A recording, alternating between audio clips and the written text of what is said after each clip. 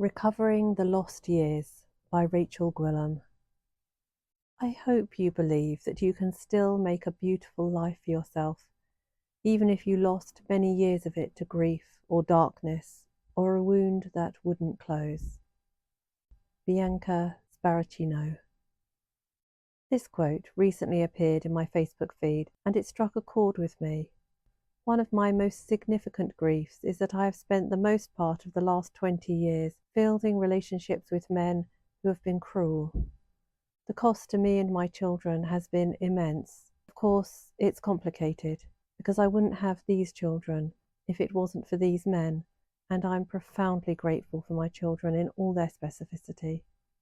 Motherhood has been an experience of flourishing for me, but it's been the flowering of my feminine power in very arid ground.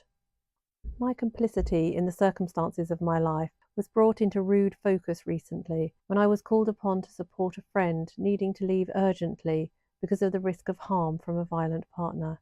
She excused his behaviour on the grounds of mental health. She begged the police to ask him if he loved her when they interviewed him. She prevaricated about whether she should stay and chat with him before leaving. I felt frustrated with her, and I noticed how judgment arose in me. Once the urgency had passed, I sat with the judgment, and I found behind the judge a bundle of pain from all the decisions I had made that resembled hers.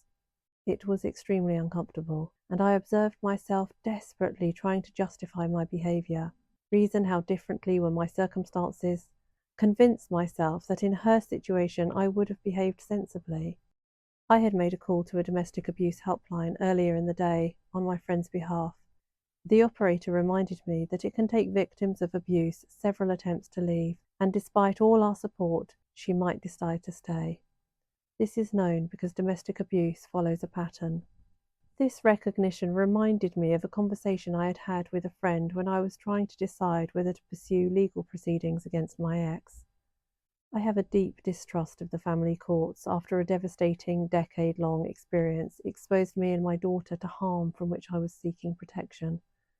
Even thinking about returning to court triggers panic attacks, but the consequences of not doing so has left me financially bereft. And after experiencing homelessness, I was reviewing my decision to walk away with no reparation.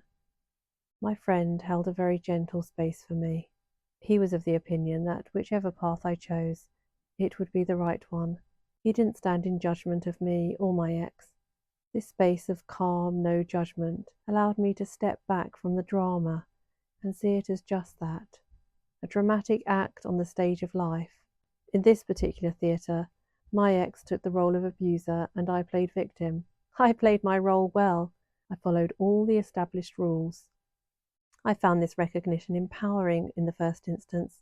Taking responsibility for one's own part is such an important step towards healing.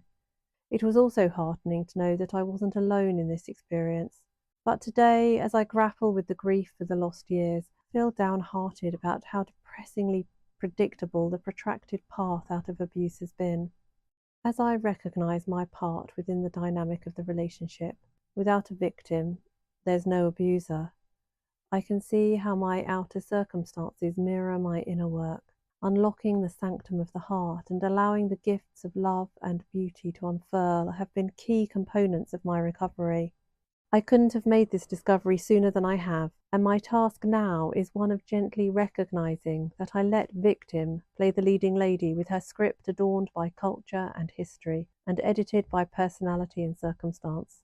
I can choose a different lead role now for the stage of my life, one that flies the flags of love and beauty, scripted by authenticity, edited by wisdom, one whose heart is full of peace and whose life is a dance, sometimes slow and sensuous, sometimes trance, sometimes joyful jig.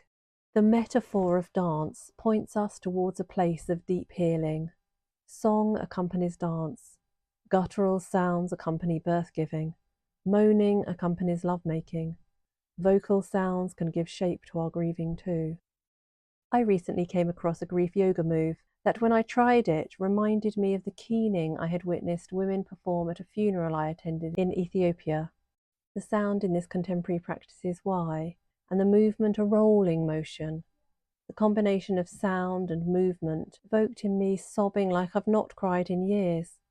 20 years spent navigating life's ocean in the unseaworthy ship Victim has left me with a panoply of grief.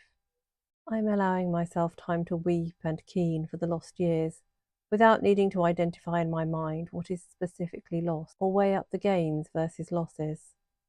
All the tension and stress that the body has held in these years of fight or flight is being released, unleashed, sounded into the ether. Once upon a time, it wouldn't have been why, but vocables sounded to tunes that echo down the ages in Scotland's traditional pipe music. In this part of the world, we have lost the art of giving sound to our grief, repressed in the first instance by the church, where it was considered unseemly, and secondly by the growing cultural acceptance that one should grieve alone, or be strong and resolute in the face of loss. As I keen for the lost years, I free myself from the strictures of the past and begin to wonder how to tell a new story about domestic abuse. Does shifting the narrative create a new course by which women who are oppressed in relationships can chart their vessel? Can they abandon the pirate ship Victim and climb aboard the great mothership Life and Freedom? I think about my young friend and how deeply enmeshed in the story of he didn't mean it, he loves me, the future will be better, despite the overwhelming evidence to the contrary. I think about the comments of men in her community that run along the lines of, stupid bitch, she deserves what's coming. There's very little I can do or say that will change her mind or shift the misogynistic mindset she's confronted with.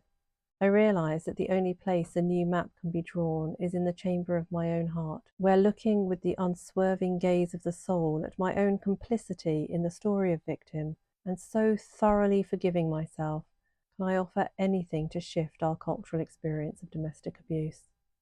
The wily cartographer works in secret to remap the energetic field. I am finding that the ancient practice of keening enables me to perceive that energy field, crying for my lost years, crying for the women lost to domestic abuse across the ages, crying for the sons of women who forget their mothers and treat their lovers like chattel, crying until my heart is empty, a pristine vessel ready to be filled with love, joy, and peace.